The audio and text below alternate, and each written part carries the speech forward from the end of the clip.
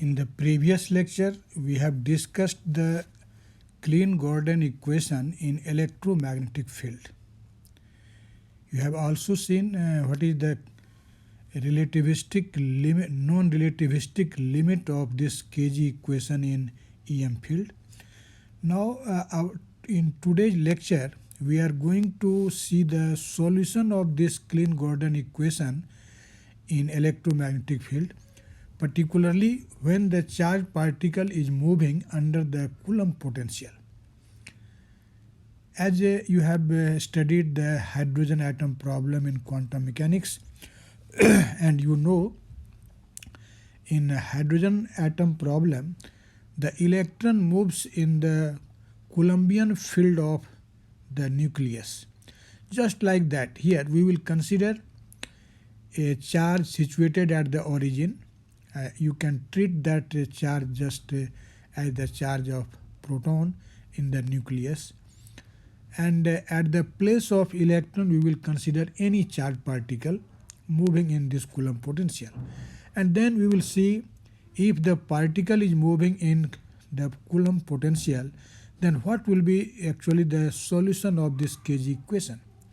In fact, when we will get the solution of this Kg equation for a particle moving in Coulomb potential, we will arrive at a particular result which actually discuss the fine structure.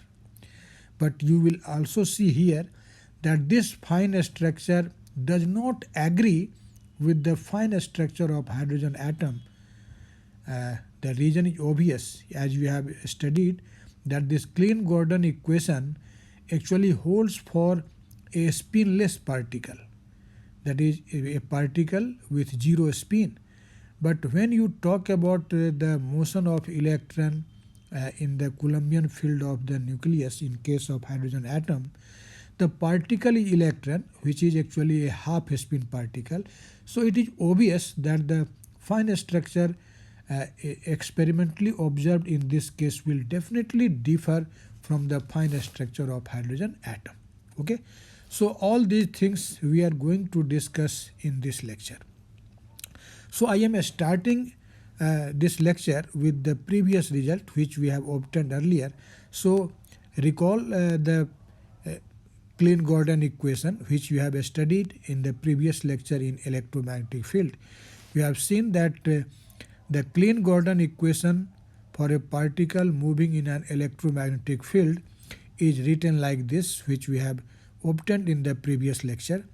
This is actually minus h bar square del 2 del t square minus 2ie h bar phi del t minus ie h bar del phi by del t plus e square phi square psi, and that is equal to minus h bar square c square del square plus 2ie h bar c a dot del plus ie h bar c del dot a plus e square plus m square c4 psi. This is a very large expression, but you have to remember it because this is the result of our previous lecture. You know that this A is actually the magnetic vector potential and phi is a scalar potential. Okay, so this is the Klein-Gordon equation in electromagnetic field. Now, in fact, for solving this equation, you can easily see here that in LHS actually only time derivative exists. Okay, and in RHS only the space derivative exists, because you can see this del squared, actually this is Laplacian, which is actually the second order partial differentiation with respect to the space coordinate. Okay, so here actually the space and time coordinates are already separated. Okay, LHS is actually a time dependent and RHS is space dependent. Okay, So as I have told you earlier that we consider that there is a charge, let us say plus Ze. In fact here you can consider that E is the charge of a proton and Z is number of proton. This is just equivalent to nuclear charge. Okay, and a particle with negative charge, that is with charge minus E and rest mass m, is moving in the Coulombian field produced by this positive charge plus Ze. Okay. Now you know that the potential or Coulombian potential created by this positive charge Ze at a distance r will be simply equal to phi equal to Ze over r. Okay. Now since this source charge plus Ze is stationary, and you know a stationary electric charge will produce only Coulombian potential, no vector magnetic potential. So the magnetic vector potential will be not produced by this source charge plus Ze, and so you can say that in this condition this vector potential A will be equal to 0. So when we will consider that this A is equal to 0, what will be our result? We can easily see here. In fact, see this LHS. Since in this case this phi is equal to what? Phi is equal to, you have seen, this is equal to Ze over r. So this is just a function of r only, not of time. So you can think that this del phi by del t, where phi is actually differentiated with respect to what? This phi has been differentiated with respect to t, but as phi is only a function of r, so this term will be 0. Okay, and the LHS of this equation will now not contain this term containing del phi by del t. So you can see I have written here the LHS of that equation excluding that term, and so the LHS is minus h bar square del 2 by del t square minus 2 h bar phi del t plus e square phi square psi. Okay. Now see the RHS of this equation. Since A is 0, so you can see that this term, this second term, will be actually equal to 0. So this will not present in RHS. Here again you can see there is divergence of A, but A is 0. Sorry, let us see, the page has been turned, but this will be just okay. See here. Okay. Okay. You can see as A is 0, so this term will be again equal to 0. Okay. And this term contains A square, this will be also 0.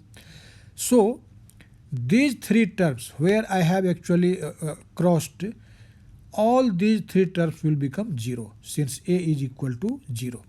So only two terms in RHS will remain non-zero, and these terms are minus h bar square c square del square plus m square c4. Okay. So now this equation becomes very simple, as you can see it here. In RHS there is minus h bar square c square del square plus m square c4 psi. Okay. So now the two sides of the equation you can see is completely separated into, in fact, space and time coordinates. The LHS is actually a function of time coordinate, and the RHS is a function of space coordinate. So the equation is just separated into a space and time coordinate. Okay, and that's why since the LHS is a function of t and RHS is a function of space, so this function psi of RT can be expressed like this. this can be written as u of r times e to the power minus iet over h bar. Okay. So now let us substitute this value of psi of rt in the equation which you have just obtained here. You can see at the place of psi we will now use u of r e to the power minus iet over h bar. Okay. So when we will substitute this value of psi, what will be our result? You can see this is the operator in the LHS, and this has been operated on psi, and psi is now equal to this much. This is u of r e to the power minus iet over h bar. Okay. And in RHS there was actually minus h bar square c square del square plus m square c4 operated on psi of rt, and psi of rt is now equal to this much. So this is u of r e to the power minus iet over h bar. Okay. Now as you can see that the every operator inside this square bracket will differentiate only this factor e to the power minus iet over h bar, because this is a function of time. Okay. So this u of r will be just treated as a constant factor. So you can write this expression as minus h bar square del 2 by del t square operated on e to the power minus iet over h bar, and minus 2ie h bar phi del t operated on e to the power minus iet over h bar, and plus e square phi square operated on e to the power minus iet over h bar, and this u of r in LHS will be just treated as constant. Okay. And I have written this RHS at each. You can see this has been written at each. Okay. Now we will simply differentiate this e to the power minus iet over h bar 2 times with respect to t, and here in second term this factor will be differentiated 1 time with respect to t. So you can see this e to the power minus iet over h bar will remain a common factor, and after this is a very simple differentiation. You can see that after differentiating it, the result will be what? This will be e square minus 2I phi e plus e square phi square times u of r e to the power minus iet over h bar. You can do the algebra. That differentiation is very simple, and I have written the RHS at each. You can see there is no change in RHS. Okay. Now you can see that this RHS is in RHS the operator will differentiate this u of r. Remember, because in RHS the operator is actually a space dependent operator. There is del square. So this del square will be operated on u of r, and e to the power minus iet over h bar will be treated as a constant factor. So this e to the power minus iet over h bar will cancel out in LHS and RHS.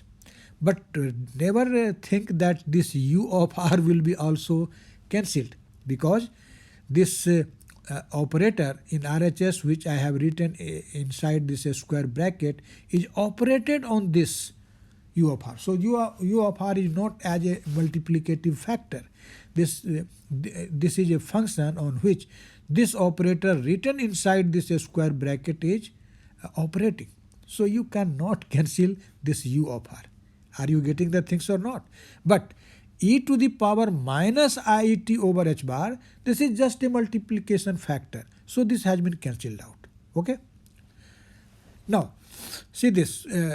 this expression inside the square bracket in LHS, this is E square minus 2I phi E plus E square phi square. Instead of this, you can write E minus E phi whole square. Okay, and U of R, and that is equal to minus H bar square C square del square plus M square C4 operated on this U of R. Okay.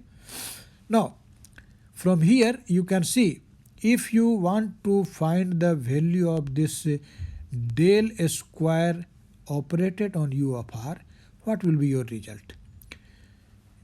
In fact, this will be equal to this much. You can see E minus E phi whole square minus M square C4 times U of R and divided by H bar square C square. This is very simple algebra.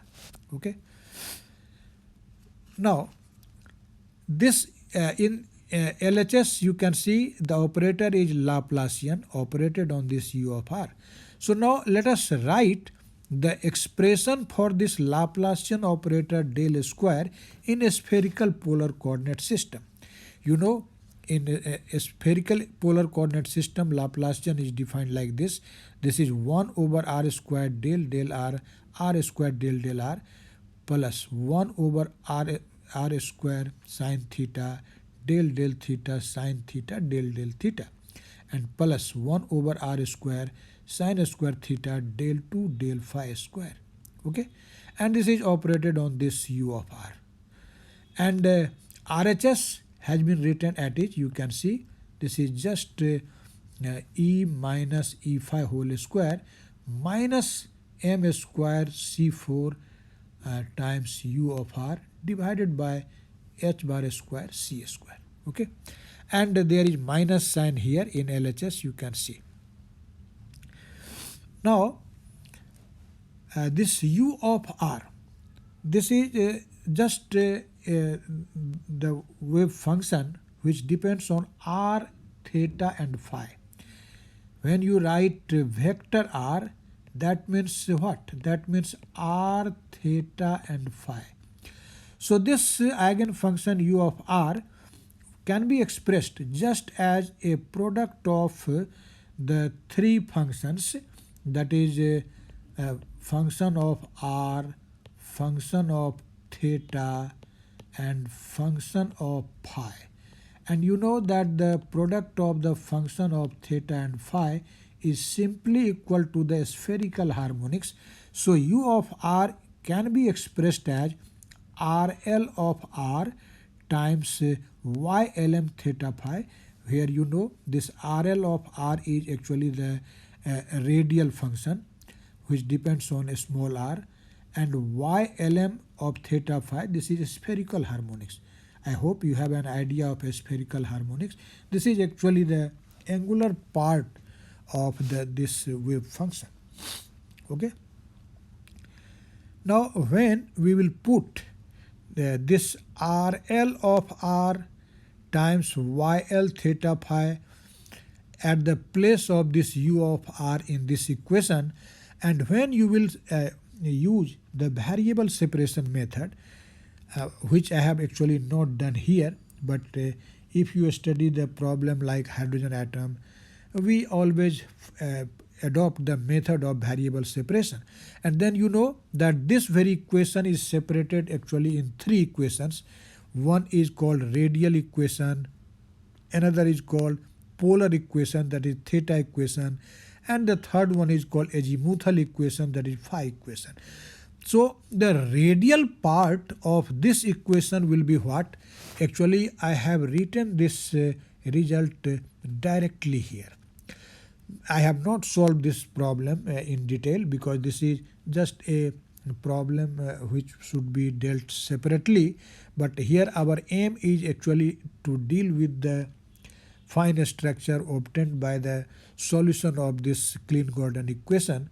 So I have written this radial part of this wave equation directly, and so I will suggest you that here at this step you have to remember it. for writing your answer in your examination, because my video is based on the idea that how you can write a good answer in your different examinations to obtain the good marks. Okay, so I suggest you just remember this equation. Okay, and if you will try to find this, you have to follow the usual series method, and writing this in power series we can obtain this solution. Okay, and for such solution you can see my video on mathematical physics, where I have adopted series method to solve such type of problems. Okay, so I have written this result here directly, so remember it. This radial part of this equation is found. This is 1 over rho squared d d rho rho squared d rl over d rho plus lambda by rho minus 1 by 4 times L into L plus 1 minus gamma square over rho square RL equal to 0. Okay. Actually, in this equation there are several new terms, and all the new terms which we have used here has been defined just here, and so I will suggest you just remember it, because I have not done the actual method which is called series method to obtain this result, so just remember it.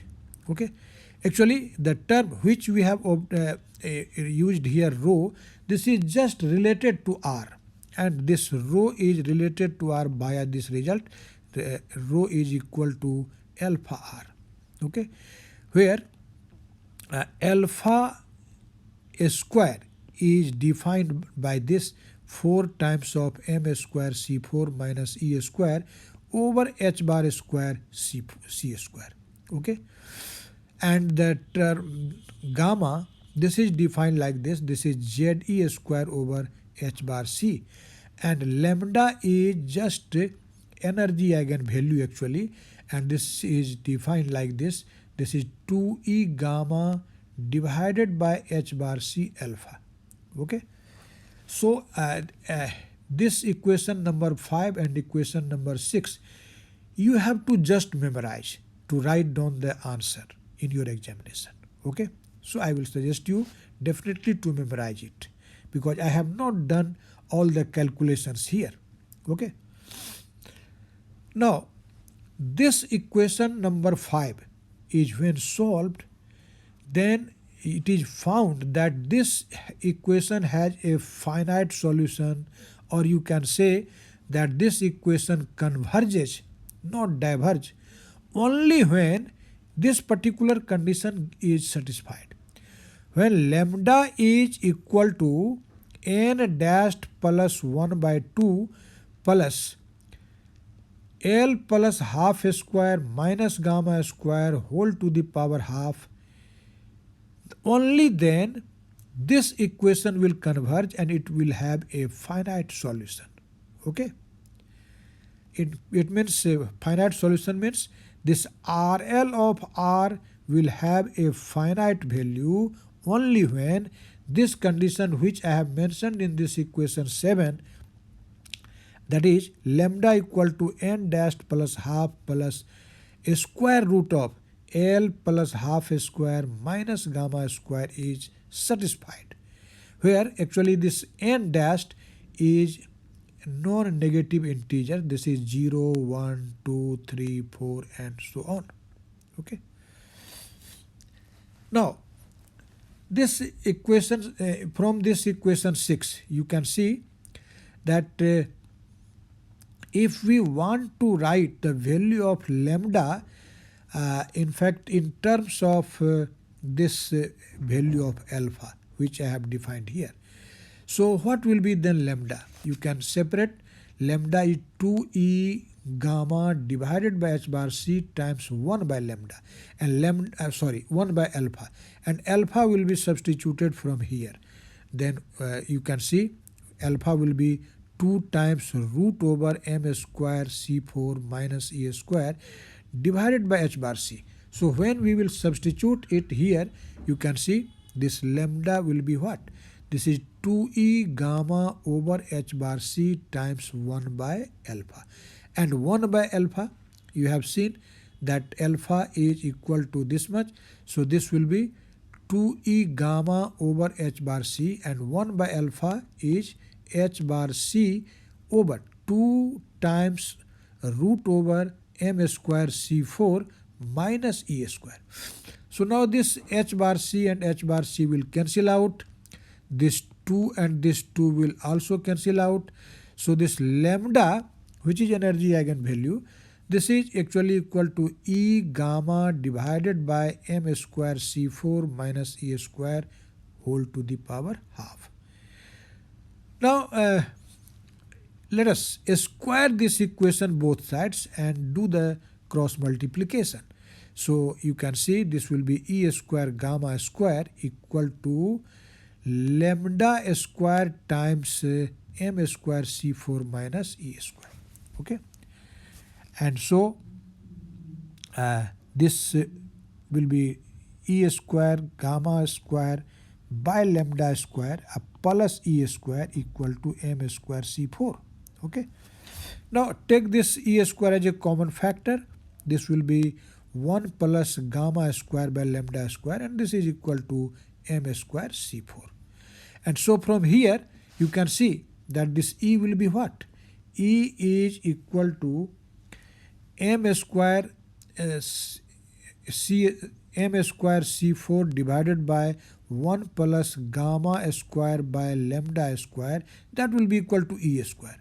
So E will be equal to mc square times 1 plus gamma square lambda square whole to the power minus half. Okay. Now actually this equation, you can see this factor 1 plus gamma square by lambda square whole to the power minus half, this can be expanded by binomial expansion. And as binomial expansion contains a large number of terms, here we will only consider the term up to the fourth order, that is lambda 4. And so expanding it, we will now get the idea of fine structure. Okay. So I have written here, expanding to order lambda 4, we obtain from this equation number 8. You can see this is just 1 plus x to the power n.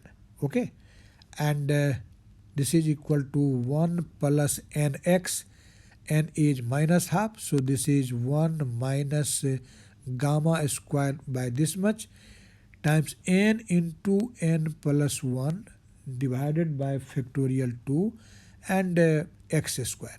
So this will be just 3 by 8 gamma 4 divided by lambda 4. I have neglected the higher order term because I have mentioned that this order lambda 4 will give a satisfactory result. So I have written this expansion, binomial expansion, only to the second term. Okay. But this lambda square, when found from this equation number 7, you can see this lambda square. This lambda square will be equal to what? From this equation 7, when you will square this and make again that assumption. So squaring this and making the assumption that we have to consider only the terms up to gamma 4, then after squaring that equation number 7, you will see that this lambda square will be almost equal to this much. This will be equal to n minus gamma square over 2 into L plus half whole square, where actually I have introduced the new quantum number n, which is equal to n prime plus L plus 1. And actually the value of n is 1, 2, 3 and so on. This is just principal quantum number. It is not 0. Okay, n dashed can be 0, but n is not 0, and this n is recognized as n dashed plus L plus 1. And you know this L is also a quantum number. This is non-negative integers. This is 0, 1, 2, 3 and so on.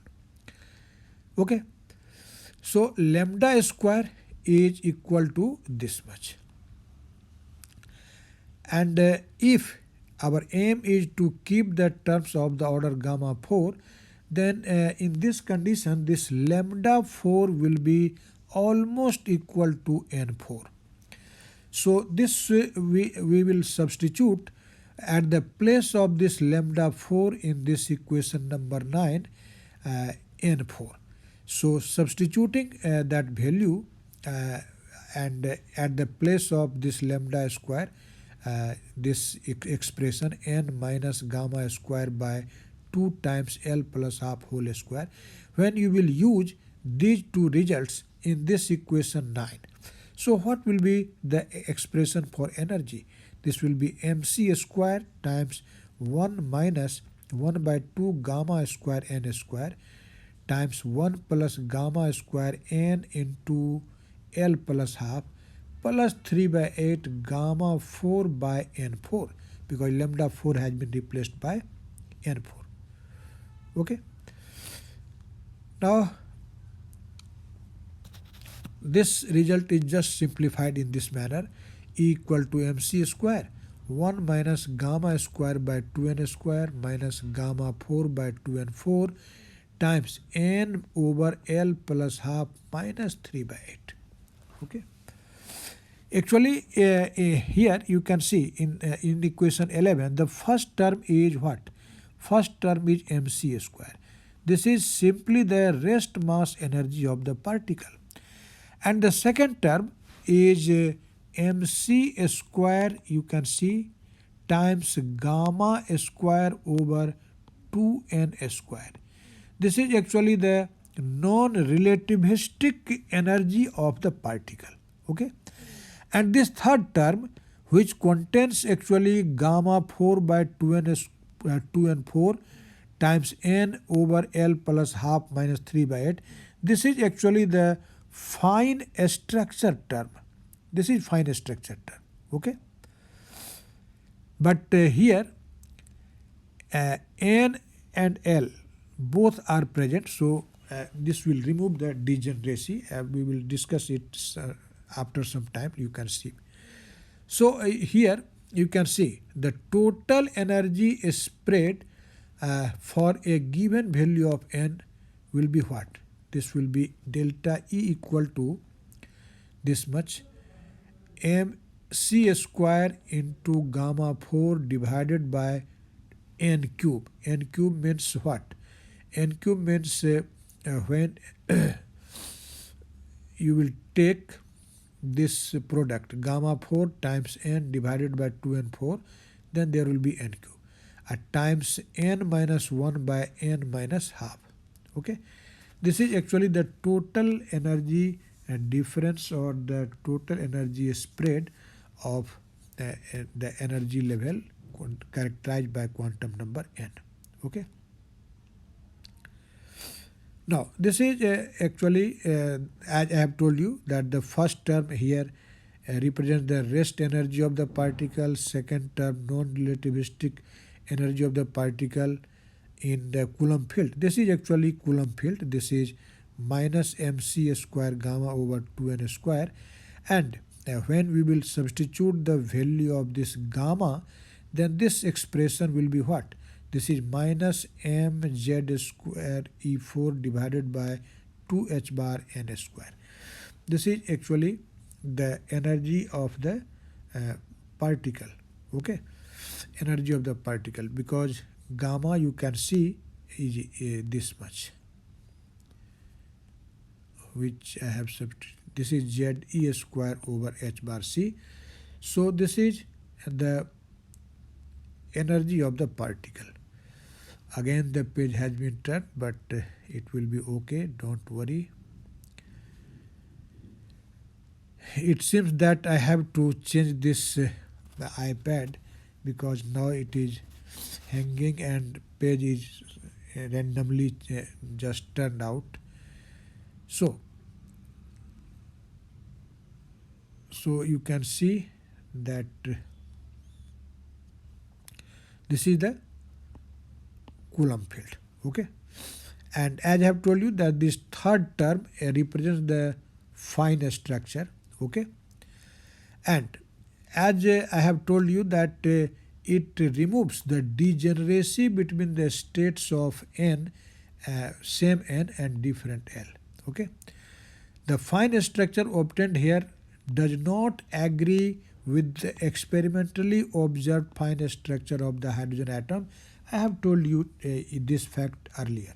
Okay, why this does not agree with that result? Because you know that this Klein-Gordon equation is applicable for a spinless particle, but when we talk about the fine structure of hydrogen atom, we are talking about the motion of electron in the Coulombian field, and electron is not a spinless particle. Electron is a half spin particle, you know. That's why this result does not agree with the experimentally observed fine structure of hydrogen atom. Okay, and so we conclude that Klein-Gordon particle cannot be electron. It cannot be electron because electron has a spin, and this is the idea. This is the cause that we get an idea that the Klein-Gordon equation is valid, it is applicable, or it can deal the motion of a spinless particle. So you can see the spin is absent in this solution, and it is valid for a spin 0 particle orbiting about the nucleus. Okay. So actually here in this lecture I have used some of the result directly without proof, but this is for simplicity for writing the answer in your examination. Okay, when we will follow the complete series method to obtain the solution, that will be a lengthy process, long mathematical calculation, and that will be just boring because you have only to find out the solution. So if you remember some of the steps, you can write a good answer and you can obtain a good marks. And the purpose of my video is to help the students how to achieve good marks in their different type of examinations. Okay, so thank you very much.